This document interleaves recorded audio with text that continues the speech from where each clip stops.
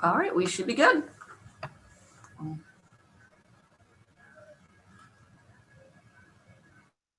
All right, so let me make you host again. And then just make me co-host and we're good to go.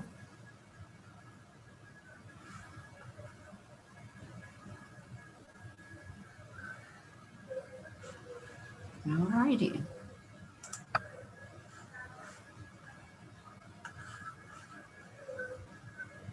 All right, so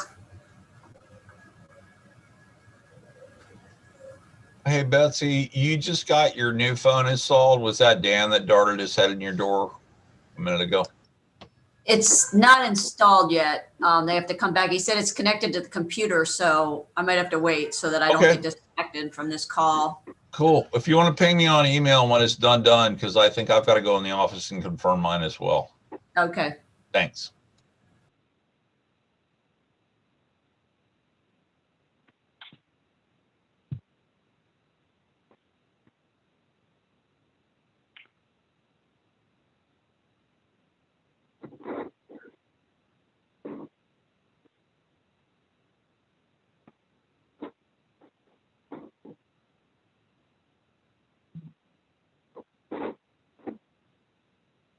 And George, just so you know, I am actually able to see your message in chat to the waiting room as well, which is something I was not aware of. So that's something else I've been able to verify, which is really cool.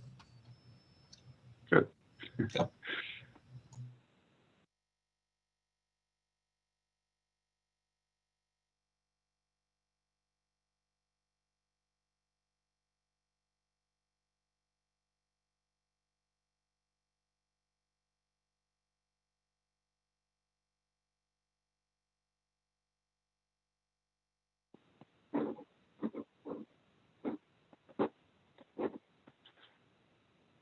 Hi, folks that have just joined us. We'll get started in a few minutes. I just want to let you know that we're already streaming live to YouTube, and this is being recorded.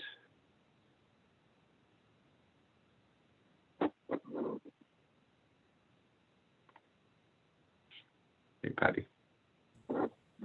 Hey.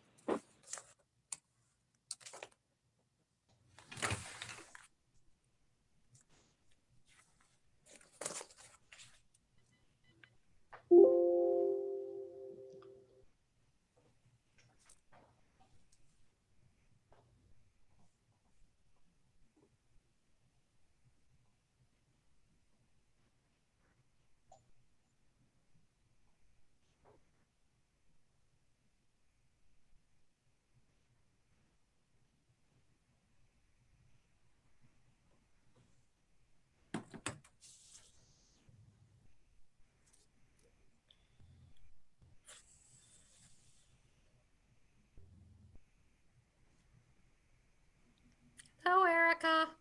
Hey, Patty, great to see you. It is good to see you too. So glad you're here. Me too. Very exciting.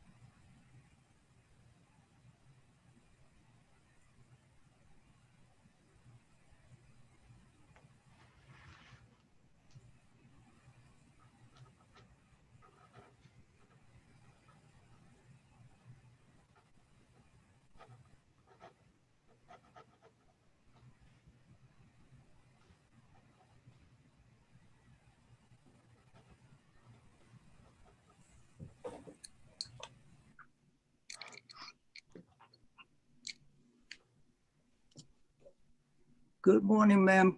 Can you guys see me?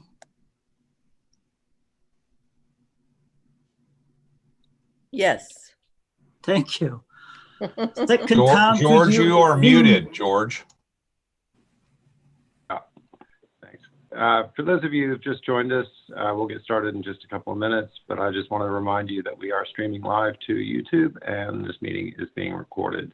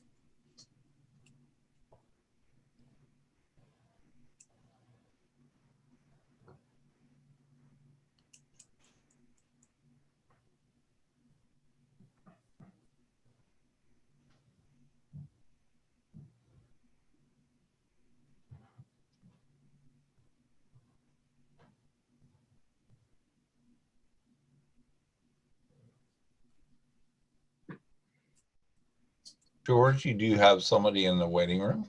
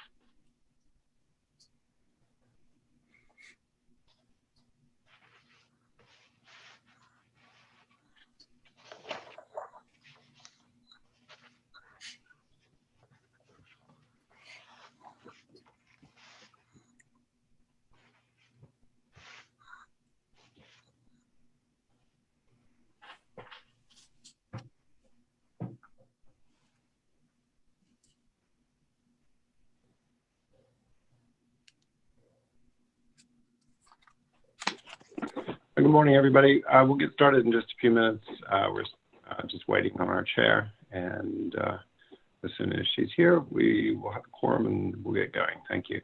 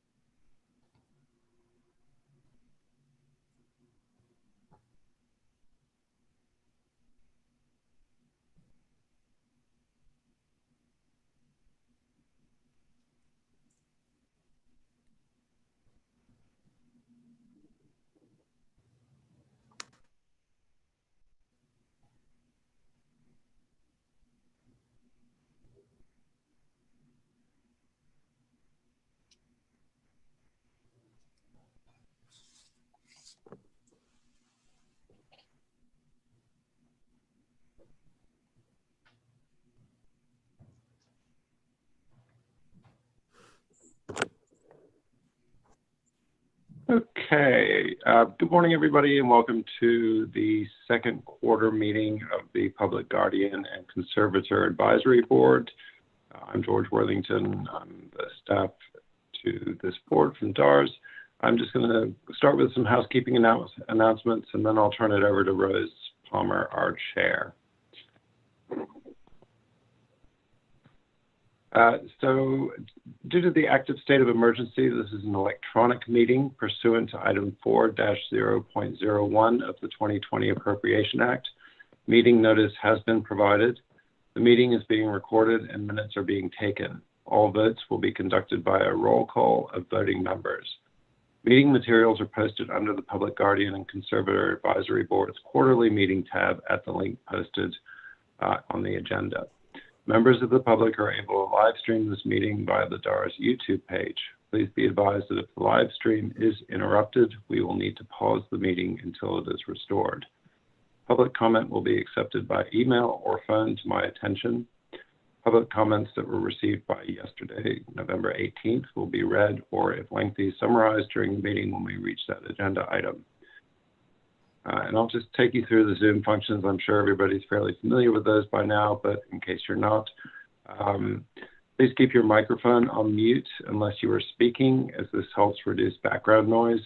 And also, before you speak, please state your name. Not only does this help your colleagues on the council, on the board know who's talking, but it also helps with documenting the minutes. And it's also particularly important for the captioner. Members, if you have your video enabled, please be aware that the system may capture your image and video in the public streaming and recording. Please use the chat feature only for technical issues, as the text in the chat will not be visible to members of the public. But if you have some issues with audio or video, please let us know via chat. You can also use the reactions if you'd like to view the real-time captioning of today's meeting, please click on the CC button on the menu bar at the bottom and select Show Subtitles. Zoom participants will have to turn on their closed captioning. The captions will show up automatically on the YouTube stream. And you can also use the reactions to do a thumbs up or agreement, or a clap to raise your hand to speak, but these are also not captured on the live stream, so they may not be captured, so it's best to keep things verbal. And,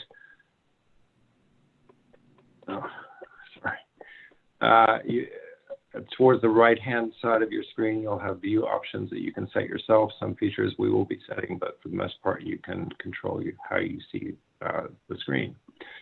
For all votes today, we will do a roll call, and you will be asked to indicate your support through a yay or yes, opposition through a nay or no, or abstain. And lastly, I'd like to thank the DARS video teleconferencing team and the DARS communication team for making this electronic meeting possible. I'll do a roll call now just to confirm members in attendance. Please answer here when I call your name. And I'm just going to do it alphabetically. James Almond.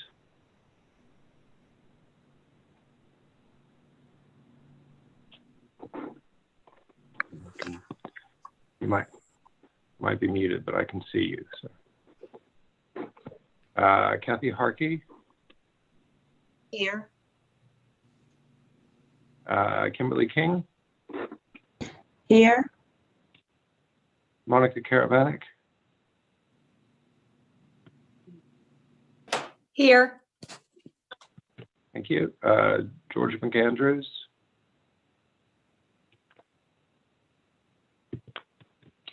I don't see him. Rose Palmer. Here. Angie Phelan.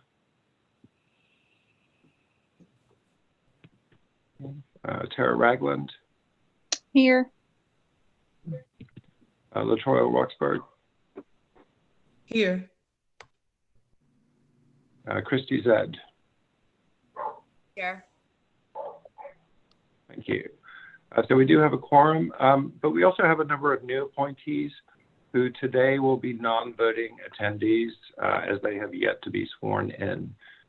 So please answer here when I call your name. Betty Doherty, Here.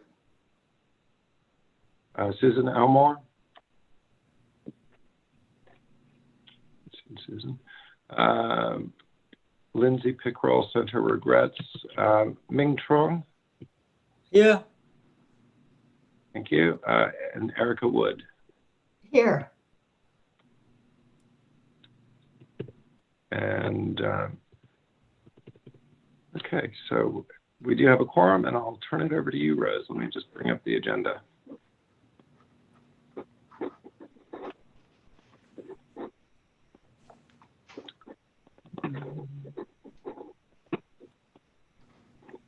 Okay.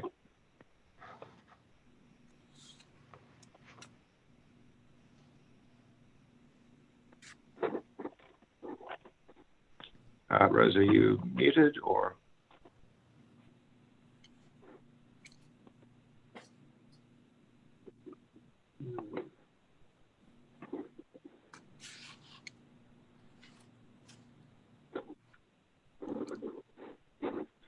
Hang on, folks. I think Rose might have dropped off. Hang on just a minute.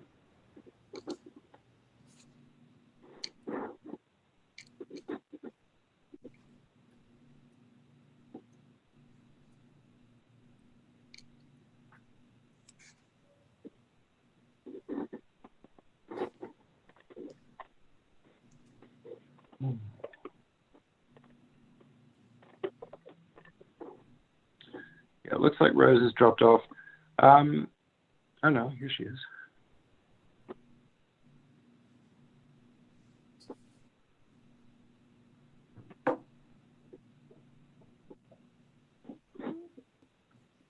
Bear with me just a second, folks.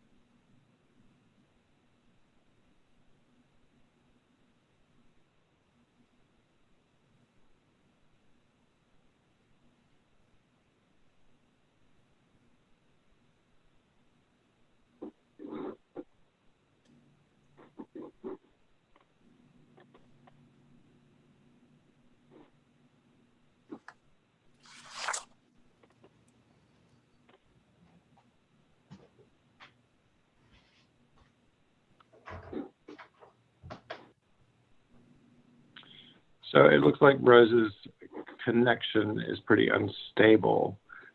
Oh, here. Right, she's just coming back. Hold on, folks.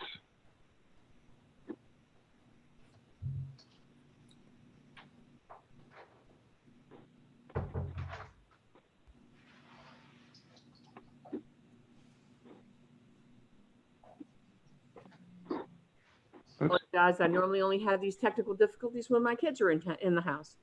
I want to welcome everyone and thank our guests, Marcia and Kathy and Charlotte, for joining us today. And special thanks to Patty and George for all of their hard work at DARS.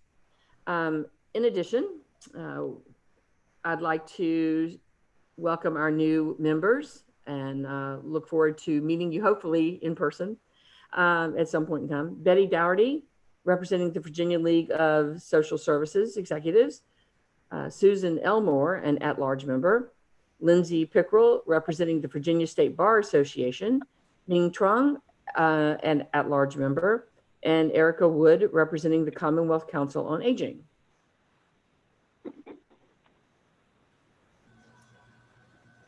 George, we've already done a roll call. Would our members like to introduce themselves?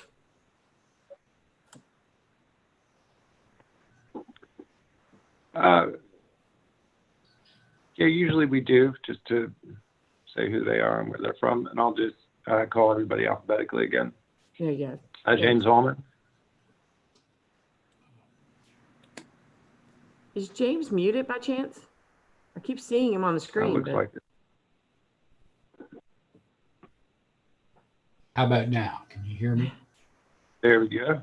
Okay, thanks. Sorry, I'm a representative of retired circuit court judges from Arlington. Hi, Erica. Good to see you. Hey, Jim. Thank you. Kathy Harkey?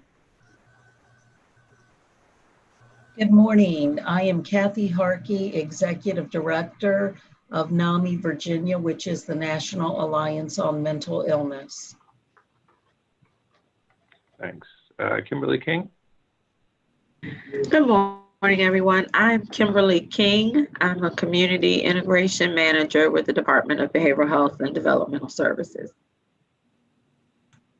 Thanks. Monica Karavanek?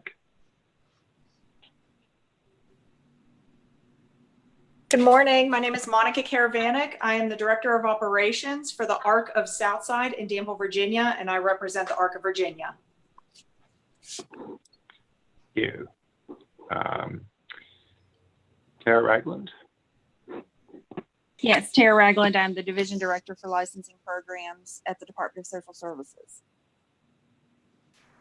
Thanks. LaTroy Roxburgh? Good morning. I'm LaTroy Smith Roxburgh. I'm licensed clinical social worker. I have a small outpatient practice. Thank you. Christy Zed? Hi, good morning, everyone. I'm the Director of Developmental Services at Richmond Behavioral Health Authority, and I represent the Virginia Community Services Boards. Betty Doherty?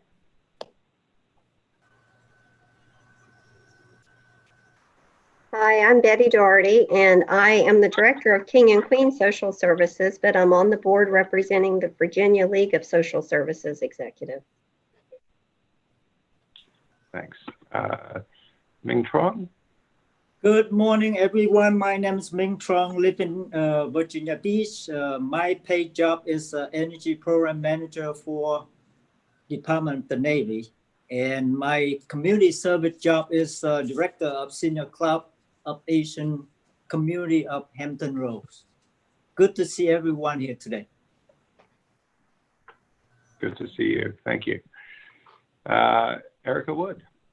Yes, hi, I'm representing the Commonwealth Council on Aging, and I was previously on this board from 2002 to 2010. So I have some early history, but have a lot of catching up to do. Excellent. Thank you. And our guests, Marcia Dubois. Good morning. I'm Marcia Dubois. I am the Deputy Commissioner for the Division for Community Living here at the Department for Aging and Rehabilitative Services. Thanks. Kathy Miller. Good morning, everyone. I'm Kathy Miller. I'm the Director of Aging Programs and Services here at DARS in the Office for Aging Services. Thanks. Charlotte Arbogast. Hi, Charlotte Arbogast, representing the Policy Division at the department. And I'm the Regulatory Coordinator for the agency. Great, thanks. Patty.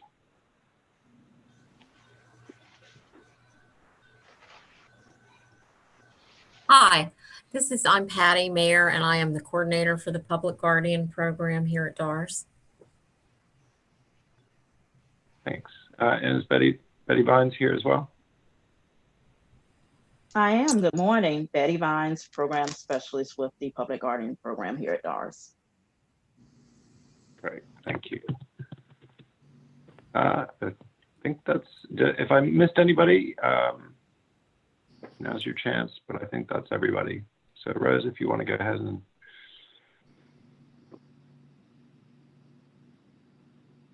Oh, you're muted, Rose. One of those days, I guess. At this time, we need to approve the agenda for today's meeting. Does anyone have anything they would like to add to the agenda? Or is there any motion to approve the agenda? Move we approve the agenda. Jamal. Is there a second? Second. This is Just somebody say their name, whoever seconded, please. Kathy Harkey. Thank you. Okay. So I'll do a roll call for the votes to adopt the agenda. The motion is to adopt the agenda as presented. Jim Almond, Yes. Kathy Harkey, Yes. Kimberly King, Yes. Monica Karavanik, Yes. Rose Palmer, Yes. Tara Ragland, Yes. LaTroy Roxburgh, Yes. and Christy Zed. Yes. Okay, so it's a unanimous vote to approve that motion to accept the agenda as presented. At this time, I'd like to recognize LaTroya Roxborough, our secretary, to have the minutes reviewed and adopted.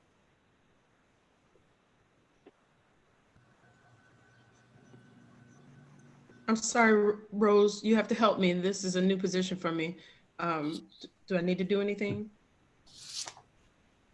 All you're going to be doing at this point is presenting the minutes that everybody should have received, ask if they've been reviewed, and ask if there's any amendments or motions or changes. And then we'll approve them. Oh, okay.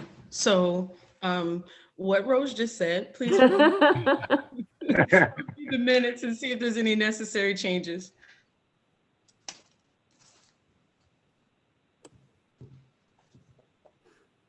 So hopefully you can see the minutes scrolling past on your screen.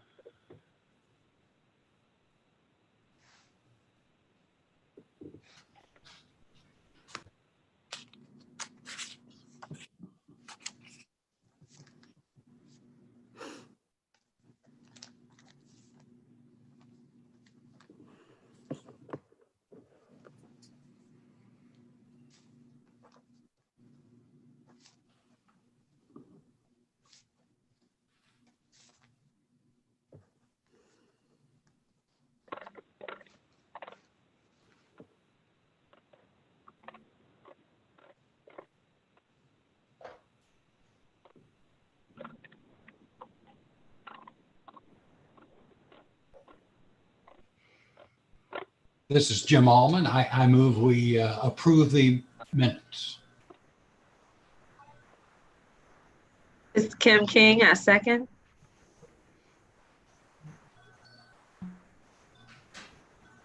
Since there's no So they can just be adopted. We don't need to do a vote.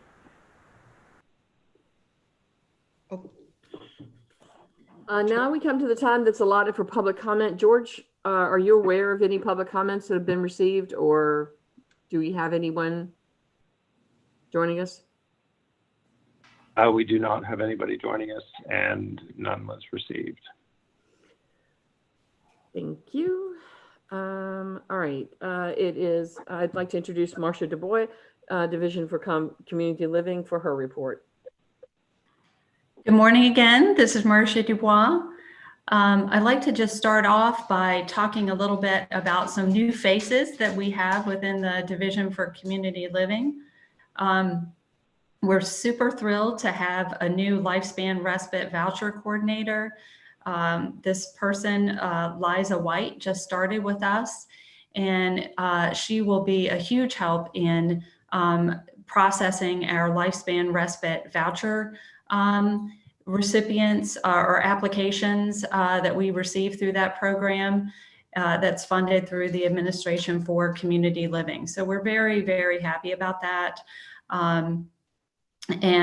So you'll be getting more announcements about that program. Again, I know you've heard me, those of you who have been on the board for some time have heard me talk about the Lifespan Respite Voucher Program from time to time, and we'll be pushing out some more announcements about that program between now and your next meeting. So stay tuned for that. We're very thrilled to have her on board. We've also been very fortunate to have a social work intern, Renisha Dennis, with us. She's been working under the supervision of Nancy Lowe, our grand driver manager. And she's just really been an enormous help to us in a number of ways. So we're very excited to have some extra hands. I know you all heard me report the last time about all the work that's been going on, just the extra work due to the pandemic. And so having some extra hands on board has been a big help. We will also be having a new position, the Director of Administration, filled by the end of December. And this position will offer additional administrative support and supervision, financial management, oversight of contracts, grants administration, data systems. Will work primarily with the Office for Aging Services, may provide other support to the division as well. But we've needed some extra help for some time and are very happy to have this position coming on board. And it may be that you'll have a chance to meet this new person by your next meeting. And then finally, on the new positions front, we welcome Catherine McDonald as the new No Wrong Door project specialist. Catherine is not really new to DARS in the sense that we've worked closely with her in her previous role as the director of the Longevity Project, which was formerly the Greater Richmond Age Wave Program. And she knows a tremendous amount about all kinds of community partners, and we're really fortunate to have her. In her new role, she'll be supporting a number of key projects for Virginia's No Wrong Door program, including working on the new COVID-19 Critical Relief Grant, also working on the new launch of the person-centered portal and developing guidance documentation for remote and virtual person-centered options counseling services, as well as working with the new connectivity with the Virginia Assistive Technology System. So we're delighted to have Catherine on board for that. Other new No Wrong Door news, we're very, very proud to announce that in October, the Administration for Community Living announced the finalists and winners of the first phase of the Mental Health Innovation Challenge to combat social isolation.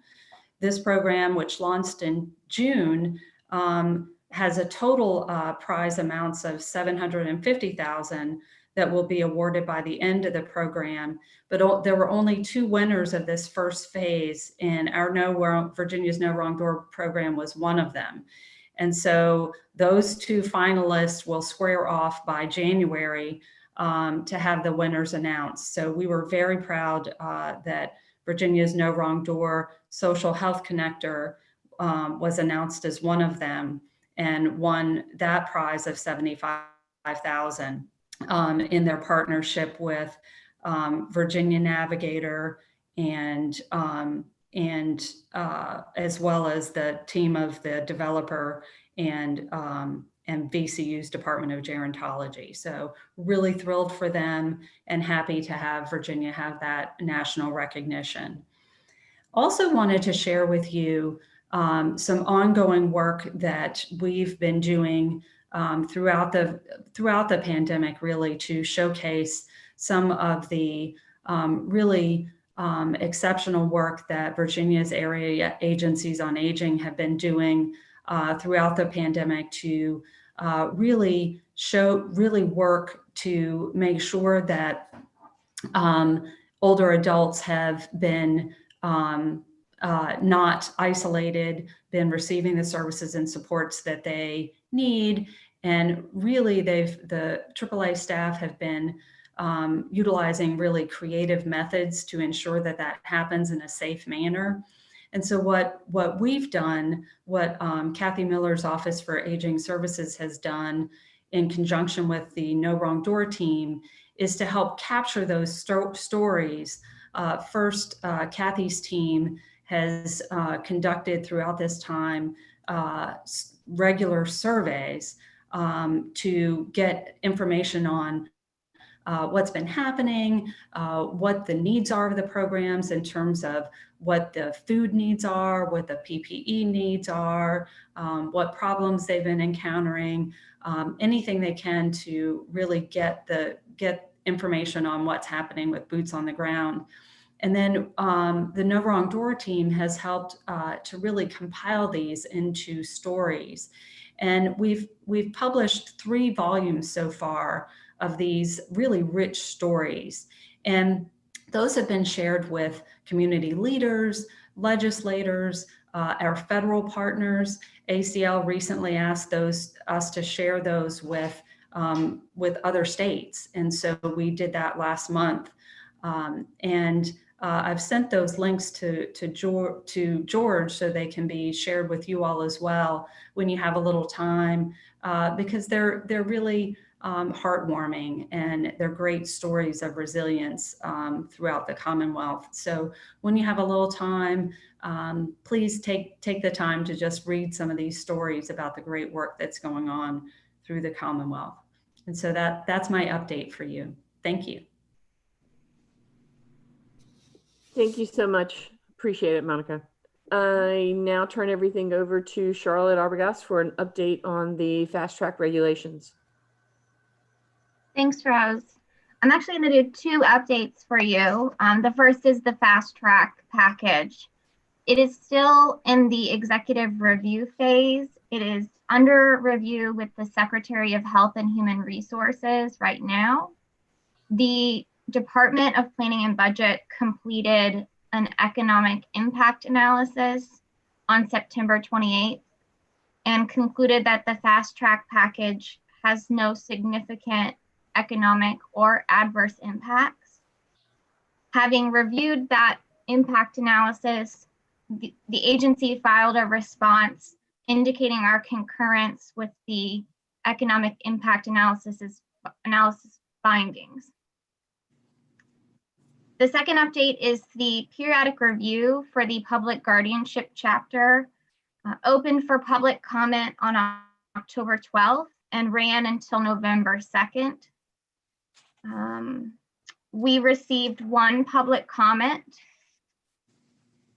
In the public comment, which was from Joanna Wise Barnes with Service Source Inc., she indicated that their general funding appropriated for the public guardian and conservator program should be expanded to include funding for capacity evaluations by licensed professionals to document individuals' incapacity when appropriate. She referenced the capacity requirements and limitations found in 12 VAC 35-115. She stated that currently there is no funding for professional capacity evaluations, and it should not be expected of providers to cover that expense. She also expressed support for Senate Bill 585 from the special session of the General Assembly, which prompted another study of the use and value of supported decision-making as a better or less restrictive approach to providing support and guidance than the most commonly used full guardianship. DARS is currently working on our report of findings for the periodic review, which will include the agency's response to this comment as well. We will probably be prepared to update you on that, as well as how these projects are progressing at your next meeting. Are there any questions? Thank you, Charlotte. Is there anything in the works to allow for funding for the evaluations? This would be a subject for the General Assembly. And there is not a discussion at this time that I'm aware of. And I do believe that the comment also related not specifically to public guardianships, but all guardianships. That's how I understood it as well. Thank you. I appreciate your time. At this time, we will hear from Patty Meir, our Public Guardian Coordinator. Good morning, Patty. Good morning and hello, everyone. I miss being with you in person. Also because I keep forgetting to use my speaking button, so I apologize for that. Let me just bring you up to date with the numbers first. I want to remind everybody that our program has 1,049 client slots. So as of September 30th, the end of the first quarter, 1,025 of those slots have been filled with individuals who have a court order and are actively receiving guardianship services. We had an additional 43 offers outstanding. So that means that we've said, yes, our local providers have said, yes, come on, we would like to provide services for you. Now go get the court hearing taken care of so that we can become the guardian. And so obviously those slots can't be filled until we've given those people an opportunity to get through the court process. So that leaves us with only 14 slots open across the program. 11 of those are in our unrestricted funding category, which is our general and most broadest. We have 2 DBHDS IDDD slots open. And at the end of September, we had 1 DBHDS MH slot open. And those slots are reserved for individuals who are receiving treatment in the state hospitals and preparing for discharge, typically is when we get them. There are no worries. We have more than enough people to fill those 11 open unrestricted slots, and specifically the programs that have those slots now do have people on their waiting list. So it's just now part of the process of taking them to their multidisciplinary panels to be screened for eligibility and determine who should get the slot. There are hundreds of people on our unrestricted lists across the state. There are 124 individuals on the DBHDS IDDD wait list that we maintain jointly with the Department of Social Services. And of course that's growing. And then I cannot speak to exactly how many people are on DBHDS's list for MH slots. That really depends on what's happening at the hospitals, and DBHDS selects the individuals they want to refer to us based on catchment areas and where we have people available to serve. The hospitals are all over censused right now, so we assume that there will not be vacancies in these slots for very long, and that one will get filled. We've had some openings since September 30th, and we know they are working at DBHDS to find names for us.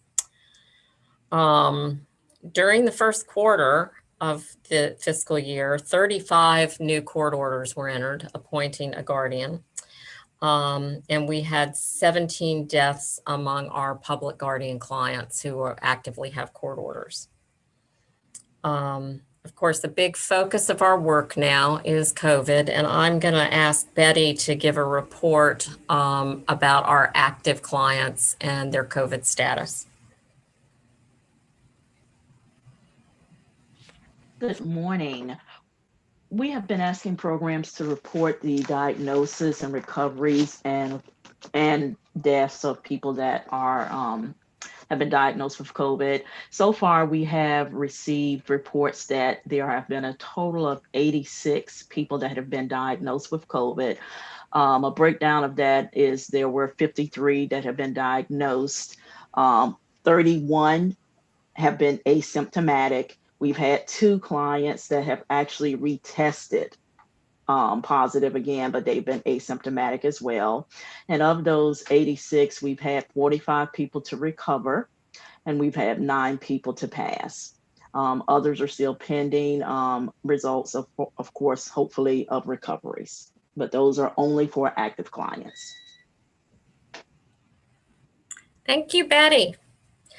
So our response to COVID continues to be that we are encouraging programs to make face-to-face visits when it is possible.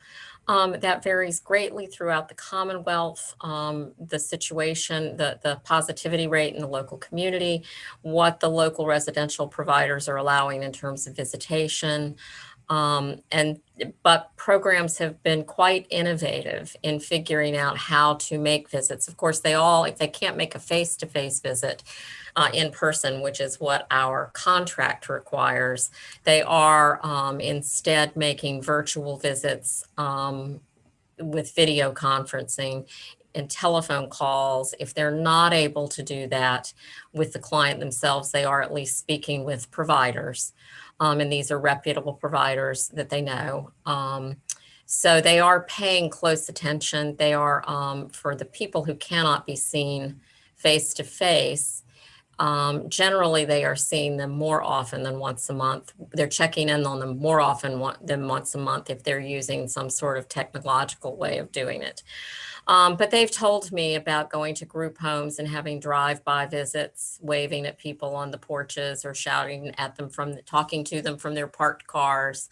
They also have visited in parks and gardens and things like that. So they are doing the best they can, and we have provided them with PPE to assist them with that.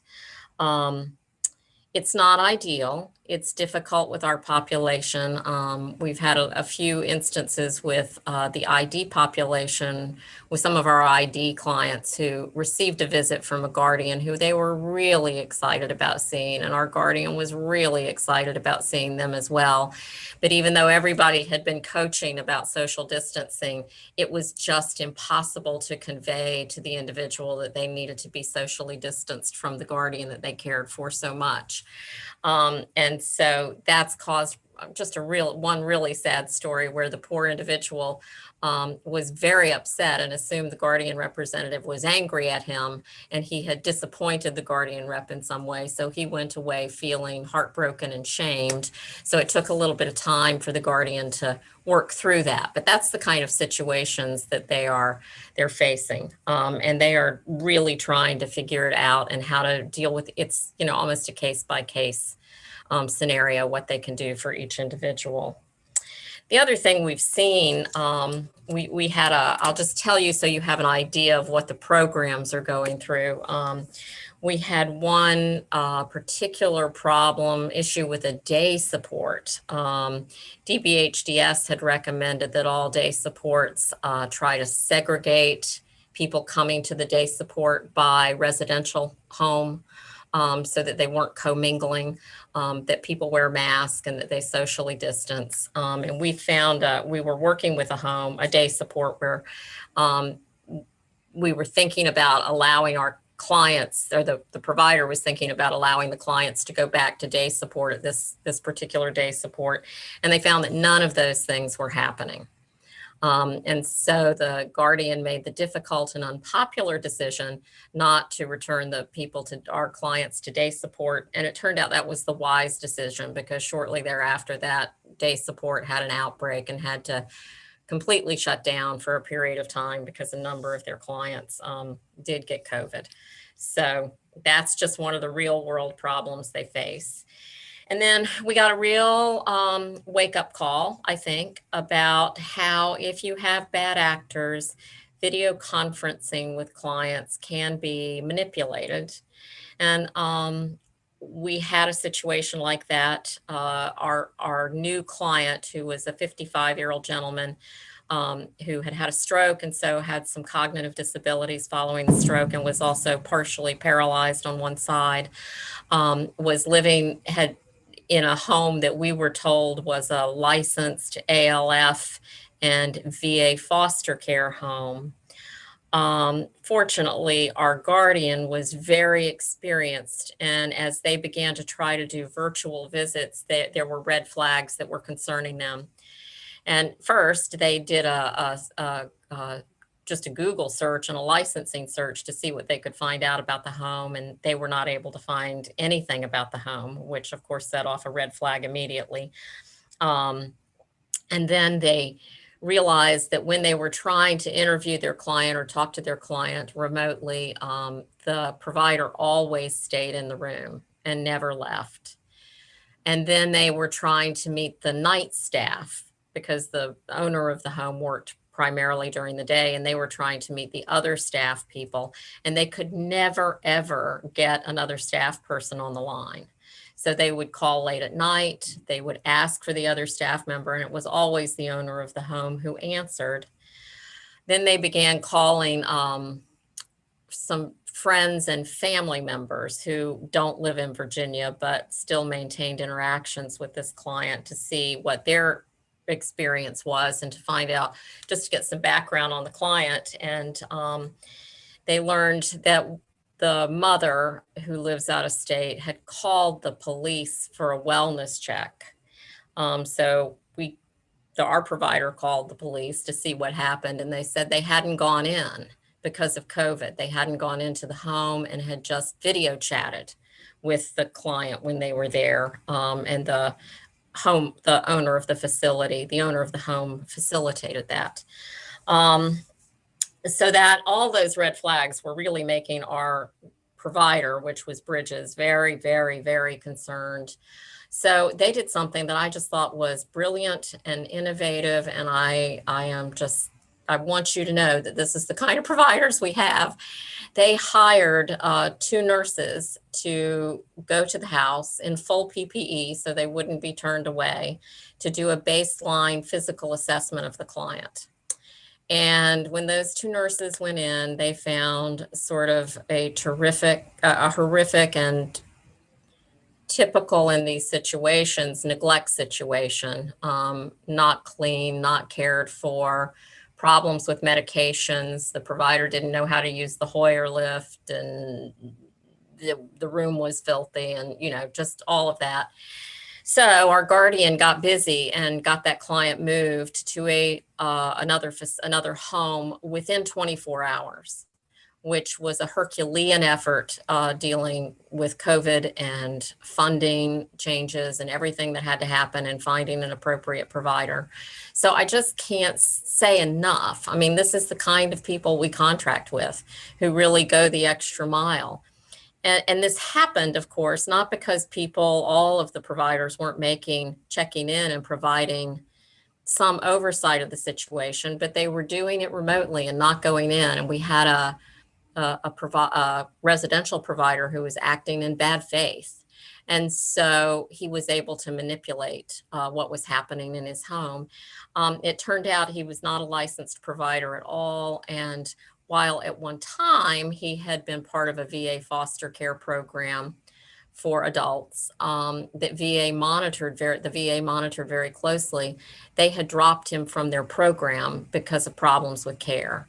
So in the end, he had also misrepresented to the CSB and to DBHDS and really to everybody what his status was as a licensed provider, but our guardian caught that.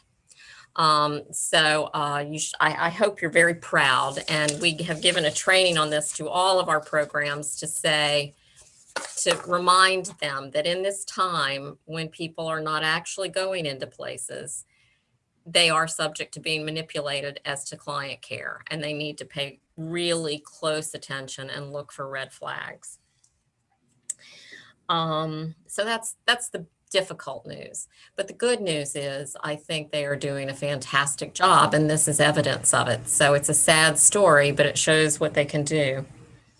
We have some good news, and I forgot to mention it last time. Kathy Miller has helped us get a grant or get money from the Administration from Community Living to buy tablet computers for all of the guardian reps who work in our program, so that that aids them both in their remote visitation with clients. And when they can see clients, interestingly, it is also a very effective tool for communicating with clients and breaking the ice with some clients.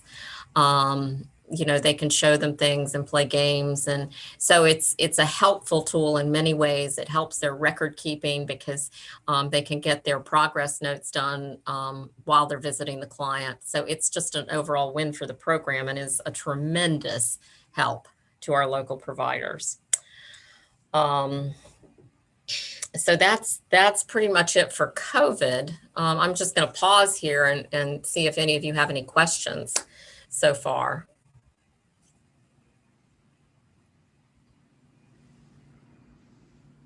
Okay. The other things we have going on is we are in the middle of our virtual statewide training. Betty has just done a fantastic job. I really have to thank her for all of her help getting things lined up with our speakers and helping them with their technical difficulties and getting the outlines online and talking to them about how to tailor their expertise to what our program needs in the way of a presentation.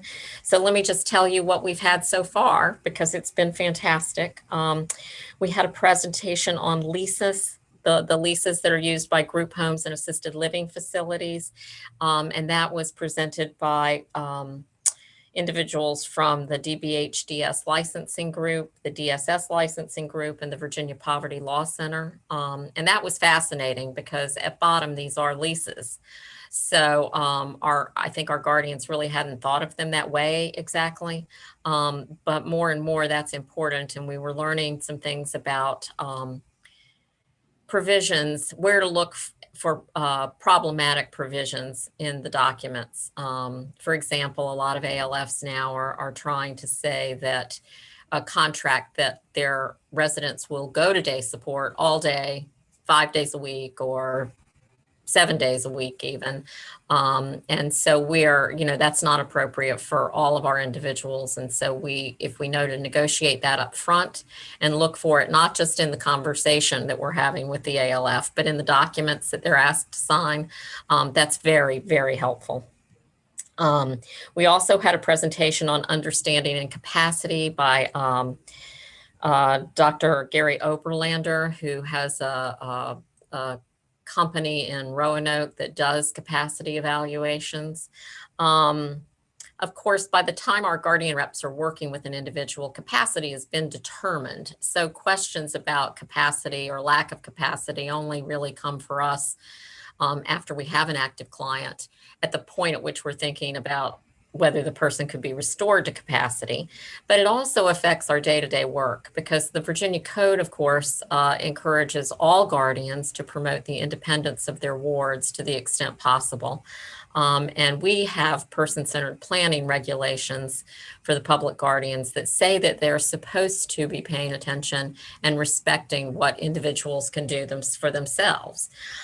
So understanding how capacity might change during the day or be fluctuating, or how to think about that in terms of dealing with individuals who are already incapacitated as a matter of law, I think was helpful to our programs. And Dr. Oberlander is a great resource. He's also on the MDP for our Roanoke provider, Family Service of Roanoke Valley. So he's very knowledgeable and a good friend of the program. So I think that was a very helpful presentation. Barbara Pratt, who is the quality control officer at our program, JFS Tidewater, did a wonderful presentation about how to write better progress notes and what should be in a progress note. Before Barbara was at JFS Tidewater, she worked for DSS and also did training on how social workers should be writing progress notes for DSS. So I really appreciated it. We have some wonderful folks in the program, but the quality of the note taking varies a lot program to program. So that was a wonderful presentation. And then this week we had an officer from the Virginia Police, Virginia Beach Police Department, do a presentation on their award-winning program on interacting with individuals with mental illness when there's a call to the police. So there's some sort of behavior happening. And, I think we all, I am guilty of this, saying the police should do a better job. Well, when he explained their multi-year effort and their multifaceted program, and how vigorously they have pursued this, and how complicated it is to work with all of the other aspects of this system and integrate this into their own system. I developed a new level of appreciation for what police departments are up against. And I thought it sounded like they were doing a brilliant job. Just something as simple as noticing that when you are apparently there are time constraints. Usually when officers respond to a call, they're not supposed to take a long time. As with everybody else, they have to move things along, and they are subject to some sort of monitoring about the time they spend on a call. But that all goes by the wayside when they're responding to a mental health call. They are authorized to spend hours, if necessary, working with the individual and trying to divert them from the criminal justice system and into appropriate care. So that also means now that they have a relationship with the Virginia Beach Emergency Services personnel and crisis at the CSB. They noticed they were spending a lot of time at hospitals just waiting for things to happen. So they are trying to get the evaluation for an emergency admission done while they're still in the field, if that's appropriate. So it's a tremendous program, and that was really interesting to hear. He did say that other police departments across the state are trying to do similar things, but they're not in exactly the same place. So if you hear about this in your community, pay attention, because there is a really great model in Virginia for how to do this, and they've won many awards. And the last thing we heard that I thought was very helpful was from an attorney named Annette Miller, who works in the Tidewater area. she works as a public defender and also has a specialty in mental health cases, mental health law. And something we run into occasionally and our guardians struggle with is their clients will be charged with a crime. Their clients are incapacitated. What is their role? What is the guardian's role in working with the defense counsel to try to develop the case and a good defense for the client? So she was very helpful in that regard. Another point of difficulty for us is just how the system works. Our people are social workers. They are not really involved in the criminal justice system. So the whole process can be confusing, the arraignment and the bond hearing and the evidentiary presentations and who the different players are. So that was very helpful to them. And then they often question, of course, our folks often question what to do when their client is subpoenaed to be a witness in a criminal case. Because of course, the first thing they say is, well, our client is incapacitated. How could they possibly be a witness? And she explained why someone who is incapacitated might be called as a witness and why that goes to the evidentiary standard and how attorneys think about that. And so I think the bottom line is her role was that our guardians should be closely involved in all of these situations, not just walk away from it and hand it to a defense lawyer, and that they should attend all hearings with our client if they're involved in this, and be prepared to speak to the judge about what they know about the individual, because it's important for the judge to understand what the civil incapacity means as opposed to a competency to stand trial standard. And what the situation really is with the client. So I thought that was very helpful. And of course, she's going to be a wonderful resource because she provided her information, and I'm sure she'll get calls from all over the state from our people when the situation arises and they're not exactly sure how to handle it. So again, congratulations to Betty. If you guys are interested in any of these trainings, we have some of the materials and I can certainly provide them to you upon request. We've also been busy developing a new program-wide referral form, which is up and running now, and it's on our website.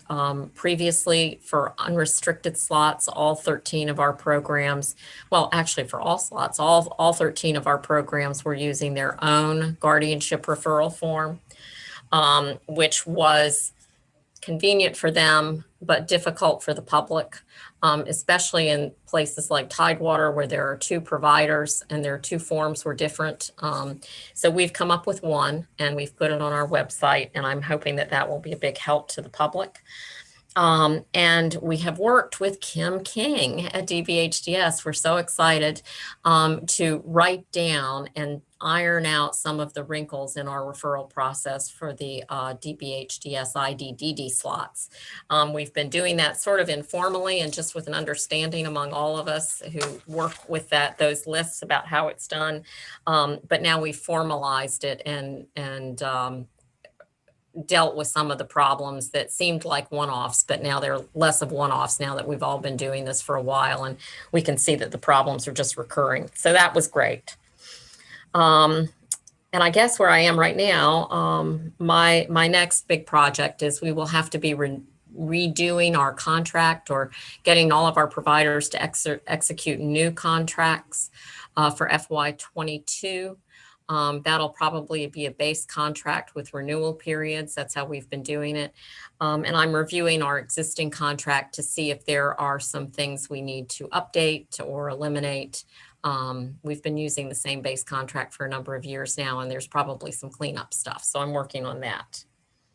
And then the last thing, along with other employees at DARS, I was part of the work group for the supported decision-making project that DBHDS was doing at the behest of the General Assembly.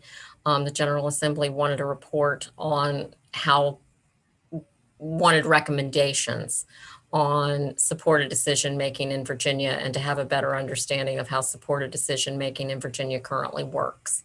So I was a part of that work group, and that report has been submitted to the General Assembly. It's RD 443. You can find it on the record-keeping website for the General Assembly, and you might want to look at that. So that is it. Are there any questions for Patty? This is Ming. Hello, Patty. Patty, you mentioned regarding the website and training, where I can find the website. Is that our website? Yes, the Virginia Public Guardian website. Betty, is that exactly where the link is? Or should I just, so our website you can find by Googling Virginia Public Guardian Program. These materials for our trainings, if you'll send me, I'll send you what we have if you'd like to have it. We've put it on a portal for our providers, not so that it's available to the general public. So I can send you a link to all of our materials. Thank you so much. Appreciate it. Patty, this is George. If you can send me all those, I'll send a follow-up email to everybody on the board so that everybody has that. And the same for the link to the report to the General Assembly. Yes. Thank you very much. Thank you, Patty. Good to hear from you. Thanks, Rose. At this time, I'm turning everything over to George. He's been working hard on our revisions for our bylaws. And George, if you would give us an update, please. Great. Thank you, Rose. So I'm going to share my screen. Just hold on a second.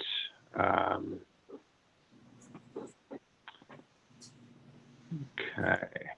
So everybody would have received just a warning. My internet's been dropping out. So if I drop off visually, I'm still on the phone. So hopefully I shouldn't completely disappear. Just a bit of background. So the bylaws were last updated in 2015. And when I started staffing this board earlier this year, I noticed that there were a number of discrepancies with the code, and also the DARS policy division has been hard at work on creating a template of minutes for our various boards and commissions and councils. And so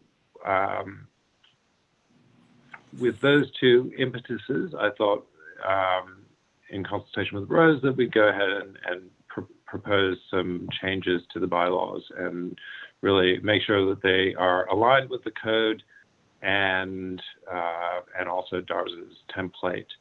So what I've given you in the meeting materials were the original bylaws, the current bylaws, the 2015 bylaws, and the proposed bylaws, which I have on the screen, and also a short summary of the recommended revisions. So there were extensive changes. Often it was just moving things around or replacing language, but I'm just going to summarize by article. And please, I'll stop at the end of each article to see if anybody has any questions or thoughts. Most of the changes are minor, but there are some material changes that I'll highlight as I go through. So Article 1 is the purpose, duties, and responsibilities of the board. There were no changes to sections 1.1 and 1.2. I think I've misnumbered these. Sorry, I just didn't highlight. So section 1.1 and section 1.2 were the same. Section 1.3, duties and responsibilities. This language was changed to accord with the code. So it's just been copied and pasted from the code. Any questions about that? Pretty straightforward. Article 2 is about membership. The board composition, I've just made it, instead of putting everything in a paragraph, I've pulled everything out line by line, so it's a little bit clearer to see where the representatives are coming from or required to come from by code, and also including the language from the code in section 2.2 on the board, terms and composition. So again, fairly straightforward.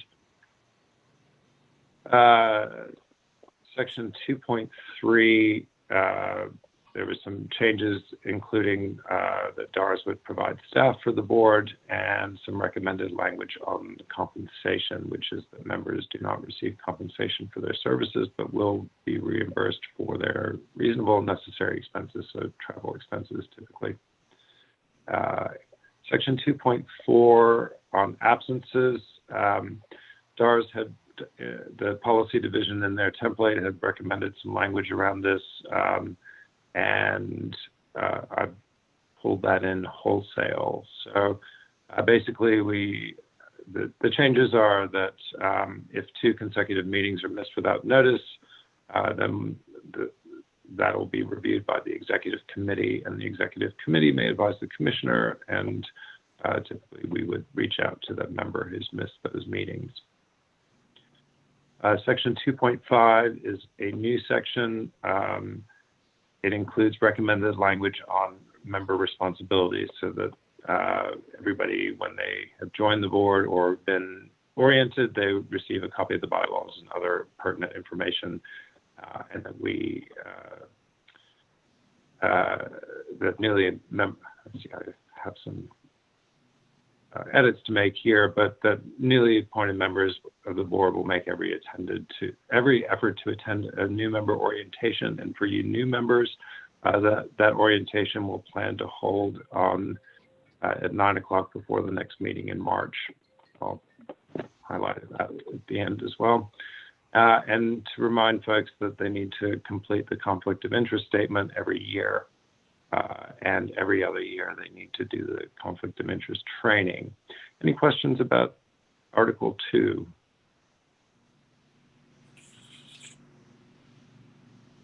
Okay.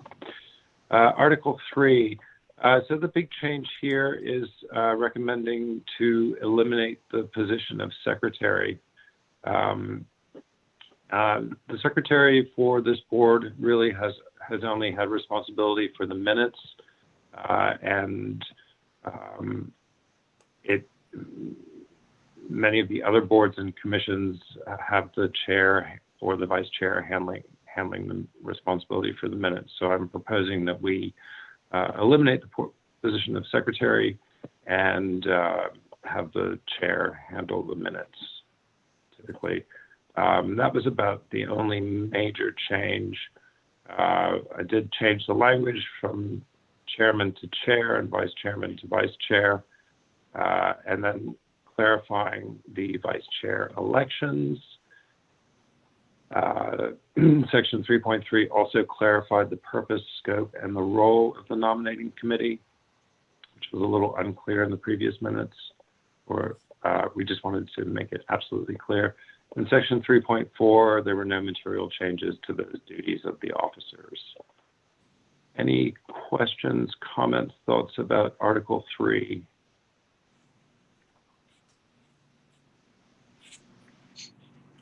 No, okay. Article 4 is about committees. So the main material change here was eliminating the, well, I'm recommending eliminating 2 committees. The executive committee, which I'd have to go back and rework that language around absences, but the executive committee, I don't believe has met for many years. And the same goes for the planning and development committee. I had no history of them meeting. So those committees could always be reconstituted under other standing committees. So the chair could suggest that, and the committee could be reestablished by a majority vote, or we could not eliminate them depending on whether members see a need for those committees. But given that they haven't met in several years, I'm not sure that we would miss them at this point. Let's see.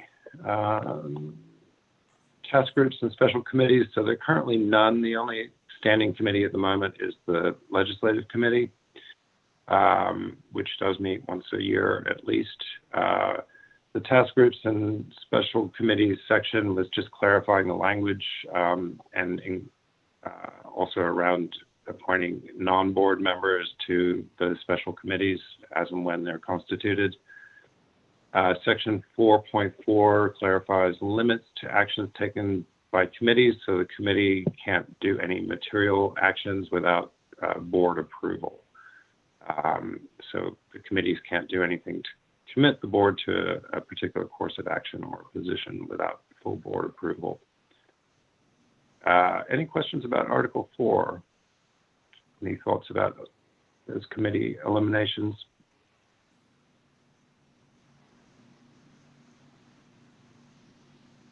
Okay. Article 5 is about meetings. I changed the language a bit in section 5.1 to clarify which meeting is the annual meeting, and that's the June meeting typically for this board. Also some additional language reflecting changes to FOIA to bring the bylaws into agreement with the Freedom of Information Act, and to include recommended language on public comment. So if we're meeting in person, we typically have a public comment section at the beginning and the end of the meeting, because members of the public might want to respond to things that had happened during the meeting, and they might have and members of the board might want to respond to what the public has offered. For the virtual meetings, we'll keep that to one opportunity. And then one question I did have for you over special meetings. The original or the existing bylaws had special meetings may be called by the chair whenever 25% of the board members so request. The DARS template suggests a majority of members requesting a special meeting. So I will need some input from you folks on what you prefer there. You don't have to give it to me now. I can solicit it by writing or at the next meeting. And then finally, section 5, well, not finally, sorry, 5.3, the quorum. In the current bylaws, it has 7, but actually in the code, the quorum is 5 for this board. So we have to go with the code, so the quorum will be 5. Section 5.4 rules, there are no changes there. Section 5.5, I just pulled out the secretary position around the minutes. Section 5.6 updates the language. Now, I just want to draw your attention to section 5.7, which is about electronic participation. So we the Freedom of Information Act requires that public boards adopt an electronic meeting policy. So DAR's policy division has very graciously drawn up an electronic meeting policy for us to use. So I did send you a copy of that as well. It's quite detailed.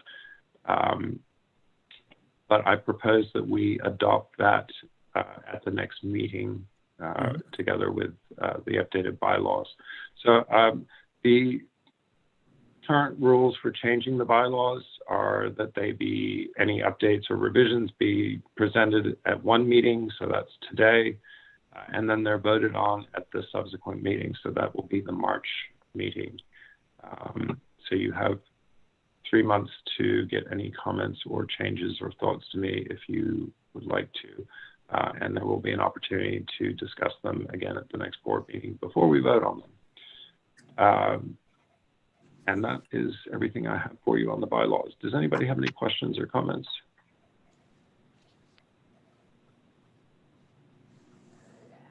Hi, George. This is Monica Karavanek. On the electronic one, I think I may have missed reading it. Is it something that we're going to be looking at as a permanent thing that members of the board can join in electronically ongoing, or just during circumstances like the COVID pandemic that we're in right now? Thanks, Monica. That's a great question. So we're currently meeting under a special authorization, budget authorization during the state of emergency. But when that state of emergency is eventually lifted, we'll revert to the rules that are in here, which are outlined in the FOIA legislation. So members are allowed to participate electronically. They do need to have a reason for doing that. And there has to be one meeting every year. So that would be the annual meeting where no member is allowed to participate electronically. If there are some rules about if there's not a quorum physically present, then members who are participating electronically may only observe, they can't contribute. And those rules are all detailed in this electronic meeting policy. So if you didn't get that, I'll make sure I send that out in the follow-up email for everybody. But those questions, if you have specific questions about electronic participation, please let me know. But on the whole, once the state of emergency is lifted, those opportunities for electronic participation are quite circumscribed. Okay, thank you for explaining that. I was thinking about just getting people to participate that might live in the farther reaches of the state, might not have transportation, might have disabilities. So just kind of, that was where my mind went, and I hadn't even thought about that until you started reviewing it in the meeting. So thanks for explaining that. Sure.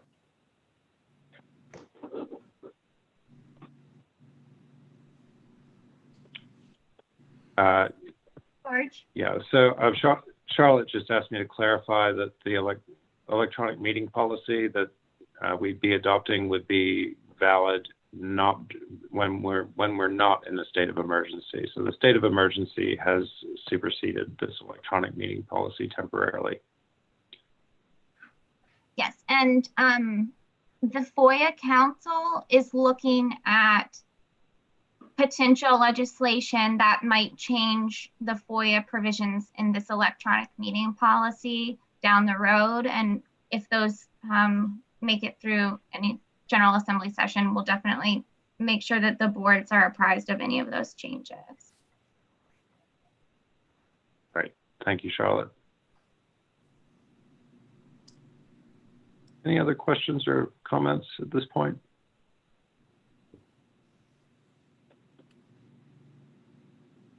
Thank you, George. Thank you, Charlotte. Appreciate your contributions on this. Is there any other business, new or old, that we need to discuss?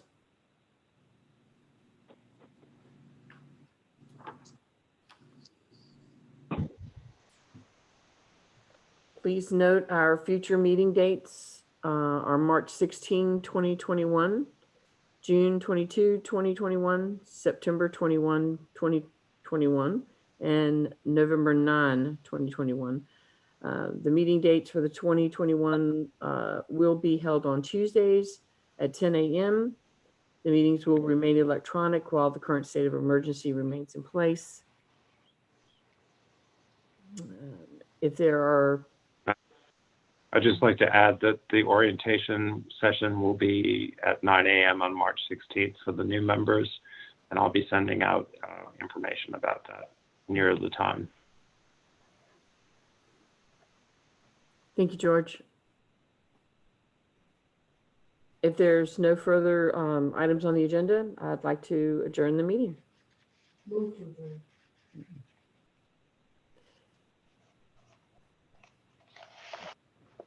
Great. Thank you, Rose.